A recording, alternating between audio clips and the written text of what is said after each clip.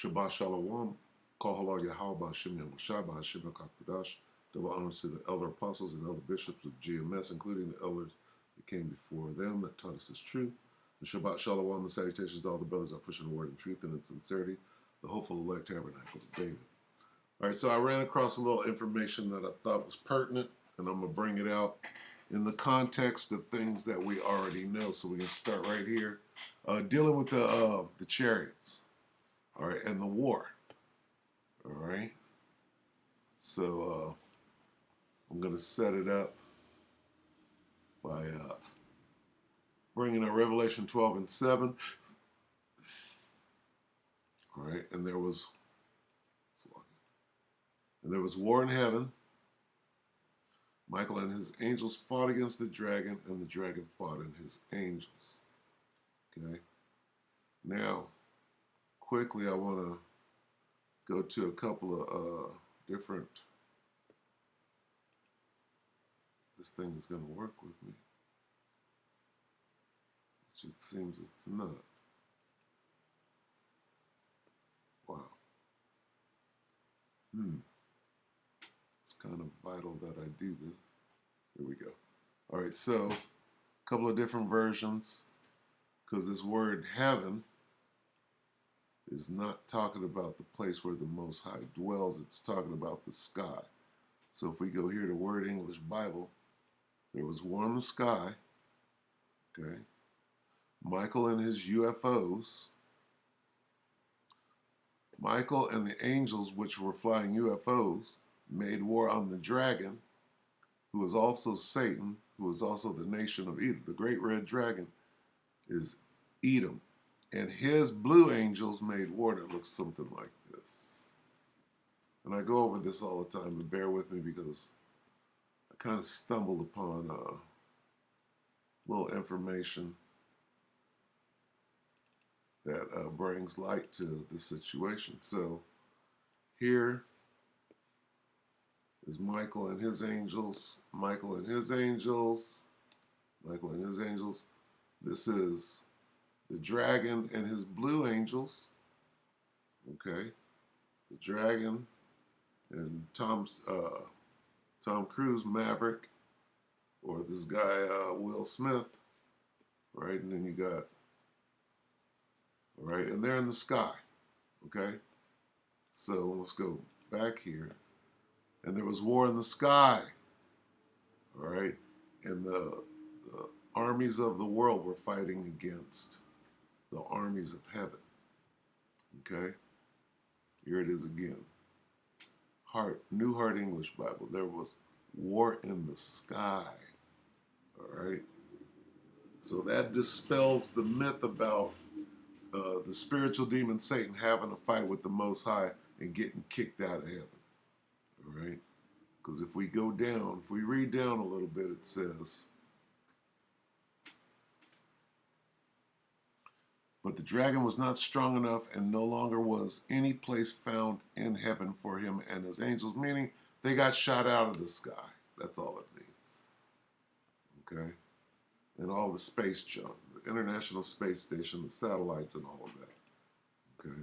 That's all it means. All right? So, but what is this war in heaven? Okay, let's get that real quick. Revelation 19. Okay.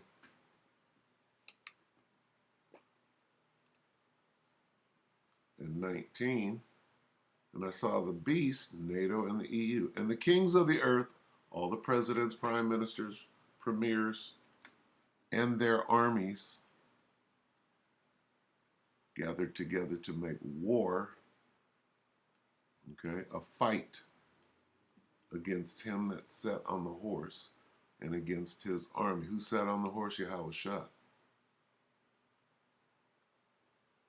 And I saw heaven open. This is 19 and 11. I saw heaven open, and behold, a white horse. That's the chariot, the UFO, if you will.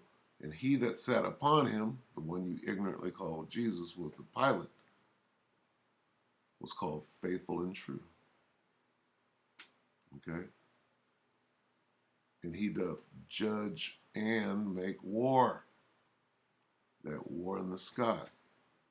Jump down to 14. And the armies which were in heaven followed him upon white horses. That's the angels in numerous UFOs, clothed in fine linen, white and clean. Okay? So there is going to be a fight. And they know about it, going all the way back.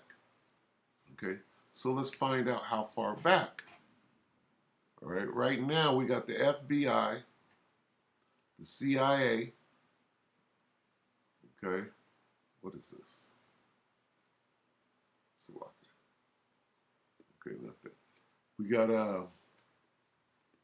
the FBI, the CIA, right? The FBI is coming against who? The so-called patriots, the Trumpers. But what are they hiding? FBI and the CIA are about secrecy. Okay? All right, so let's watch this real quick. This is Now This World, 2016, December 16th. CIA versus FBI. What's the difference? I'm going to let him quickly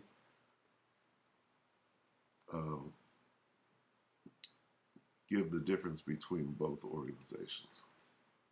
Agencies at odds, and what exactly is the difference between them? Well, in a nutshell, the primary difference between the two is scope. The FBI's jurisdiction covers domestic issues and operates as a law enforcement agency. The CIA deals primarily with external foreign intelligence and is considerably more covert. Not even its budget is publicly reported and is only known via leaks. What this ultimately means is that the two have radically different goals. The FBI is more likely to arrest domestic offenders, while the CIA is in the business of collecting global intelligence in order to stave off any potential offenses. Okay, so that's all I need on that. Now, what you have to understand is that the CIA, before it was the CIA, was the OSS. Okay? Office of Security something. What is it? Let's get that real quick. OSS. Okay? OSS is what? Because when you understand what the OSS was created for, Office of Strategic Services. Okay? Now, the OSS is the predecessor to the CIA. And they won't say it, but the OSS is responsible for what? Investigating what these things are out there. All right, so I'm going to get to it real quick. Let me see. Where's that at? All right, this is from a book called Covert Wars and Breakaway Civilizations, The Secret Space Program. That's basically the title of the book. All right, so in this section here, which is a subsection of what I won't go into now, but this is subsection C, Hidden Finance, Breakaway Civilizations, and ET. Okay, extraterrestrial. All right, so let's see. All right, so they're talking about hidden finances, black budgets, and different things, and what these black budgets are being used for, if you will. Breakaway civilizations goes into things like New Schwabenland, which is where the Nazis supposedly went to their army base in, what do you call that, the South Pole. And they were down there working on UFOs and things of that sort. Big stories. And that brings World War II back into the picture. So anyway, let's read this. There is a final connection between the hidden financial system of the breakaway civilization to the fraud that props it up, and to the wider implication that we shall explore in the remaining two parts of this book: outer space and the problem of extraterrestrial. Why is extraterrestrial a problem? Okay, then it goes, here's the information that I wanted to bring out. Okay, this connection is General Douglas MacArthur himself. In October 1955, all right, they say that Roswell happened in 47, and then the OSS, believe goes back to 41. They were operating in World War II. I'll just say that. It says in October 1955, after his famous firing by President Harry S. Truman during the Korean War, MacArthur, according to a number of UFO researchers, allegedly made the following statement in a speech to cadets at West Point. Now listen close to this. Okay, so this is 55. Next year, the next war will be an interplanetary war, going back to Revelation 12 and 7. Okay, the war in the sky. The nations of the earth must someday make a common front against attack by people from other planets. This is General Douglas MacArthur, Mac, okay, in 55, supposedly. All right, so basically, he got some information that directly coincides with Revelation 12 and 7, or Revelation 19 and 19. Okay? And then it explains it away here. But according to an internet article, the reality may be slightly different. For MacArthur did not apparently make any speech at West Point. MacArthur apparently made similar remarks, however, to the visiting Italian mayor at Naples, Achille Lauro, which is the name of a big ship, who visited MacArthur at his private residence in October 1955 in the Waldorf Astoria in New York City. At a press conference the following day, Mayor Lauro briefed the press on what their conversation had been about. MacArthur believes that because of the developments of science, all the countries on Earth will have to unite to survive and make a common front against attack by people from other planets. Who could that be? The mayor allegedly stated. Okay? That's huge.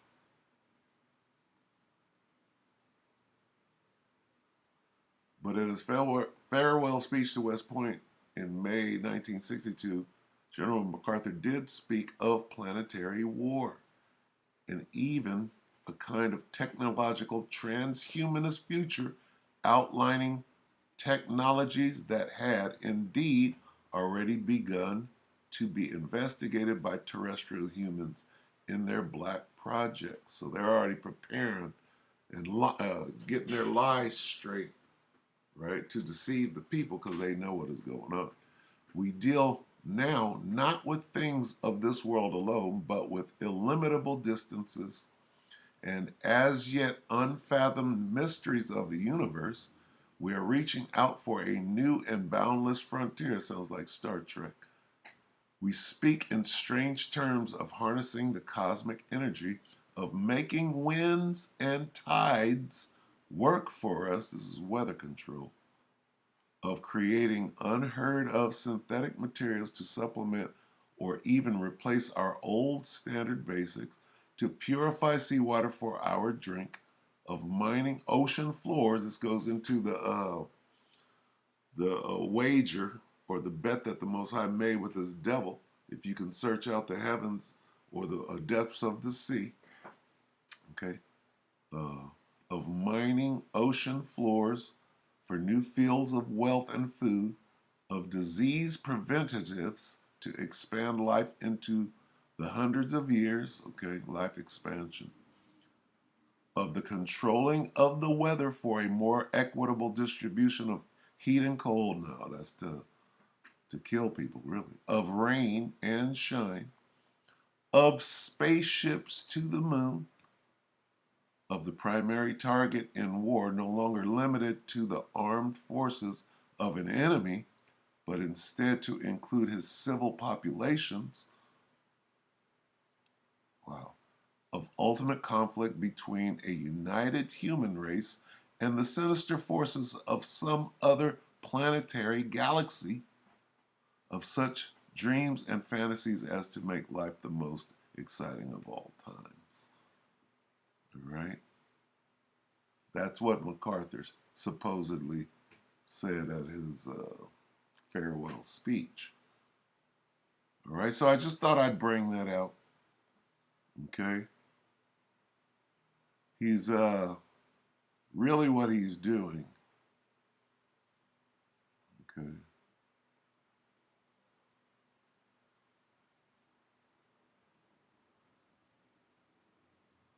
He's clandestinely revealing top secret information.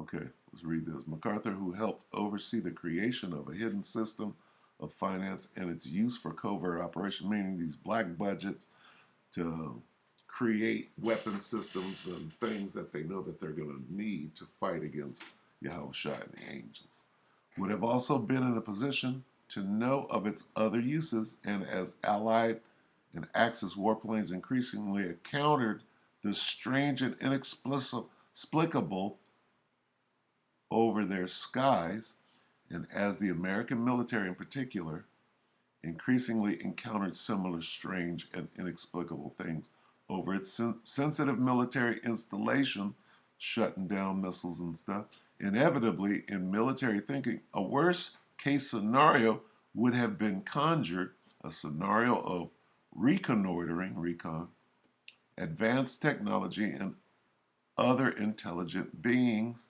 This would have been perceived as being as great a threat, if not greater than the Soviet Union, and every effort would have been bent to find a source for the vast funding required to understand and, if possible, recreate, there's your Roswell, the phenomenon being witnessed, and gain, if possible, to engage it in covert operations.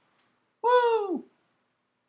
But before we can consider all that, we must briefly pause to summarize where we have been in this big glossary or whatever you call that.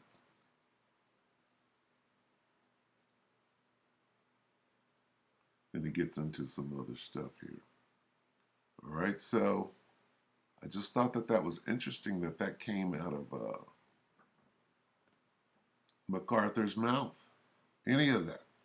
What is that pointing to? All right. Basically, he said this, and we'll close on this.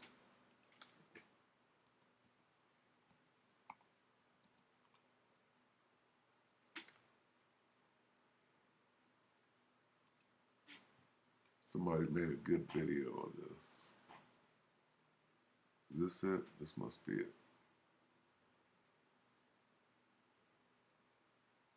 Let's see.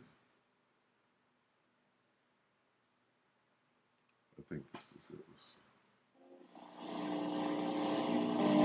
The policy of mutual assured destruction, which bears the appropriate acronym MAD, has paralyzed United States. This is not it. That goes into something else. It goes into the missiles. Right now we're dealing with Reagan,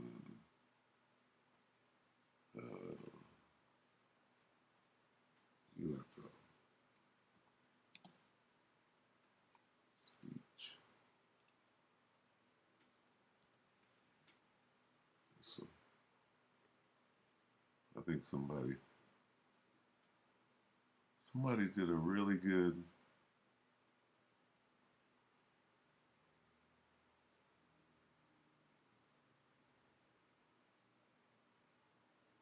editing job on one of these. 14 years, 6. 4 years. Is this it? Let's see. Thank you all very much. This isn't it. Slovakia. Let's see if I can find it. Reagan. What is it?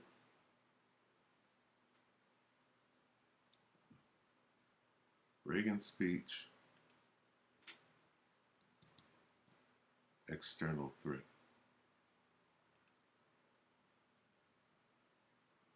I think this is it. 2 years.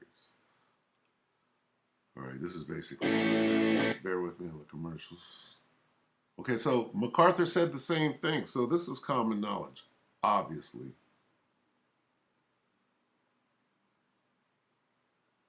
The refreshing taste of arrival. Slovakia.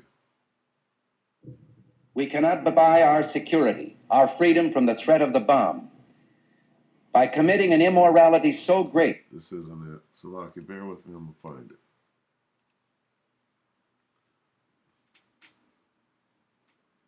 We must fight.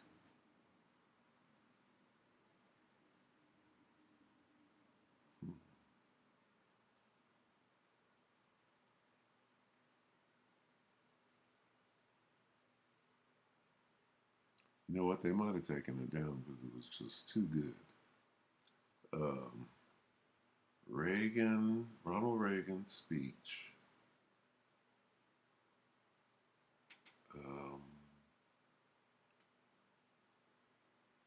External.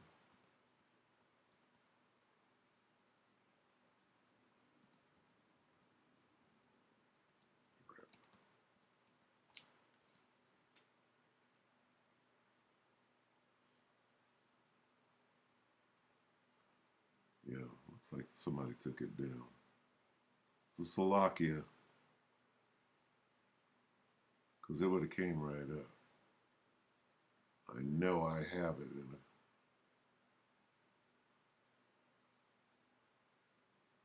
alien threat. That's what I should have put.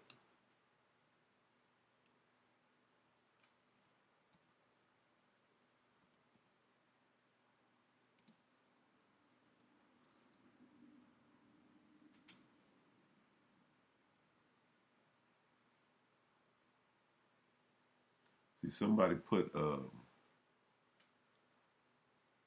chariots, and I don't see that. It wouldn't be that old. Let's see.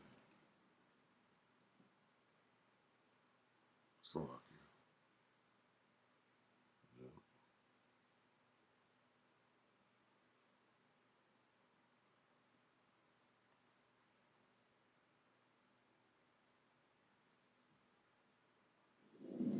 Mr. Secretary General, Mr. President, distinguished delegates, ladies and gentlemen. All right. So since I can't find it, I'll just get this. In our obsession with antagonisms of the moment, we often forget how much unites all the members of humanity. Perhaps we need some outside universal threat to make us recognize this common bond. I occasionally think how quickly our differences worldwide would vanish if we were facing an alien threat from outside this world. And yet, I ask you, is not an alien force already among us? That force is the 144,000, and they know. What could be more alien to the universal aspirations of our peoples than war and the threat of war? Right. So they know.